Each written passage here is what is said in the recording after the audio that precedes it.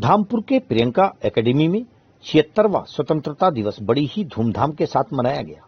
कार्यक्रम का शुभारंभ स्कूल की एकेडमिक कोऑर्डिनेटर अदिति राणा द्वारा ध्वजारोहण कर किया गया। स्कूल के अनेकों छात्र छात्राओं ने अपने सांस्कृतिक कार्यक्रमों से सभी को मंत्रमुग्ध कर दिया। इस अवसर पर उपस्थित माननीय विधायक अशोक कुमार राणा ने छात्र छात्राओं को आजादी के 75वें अमृत महोत्सव का महत्व बताया तथा स्वतंत्रता दिवस की शुभकामनाएं दी। इस अवसर पर स्कूल के डायरेक्टर राणा प्रियंकर द्वारा देश के शहीदों को नमन करते हुए छात्र छात्राओं को राष्ट्रीय प्रेम के प्रति जागरूक किया गया। अंत में स्कूल के प्रधानाचार्य डीएस नेगी ने कार्यक्रम के सफल आयोजन के लिए समस्त स्टाफ के योगदान को सराहा। Bureau report.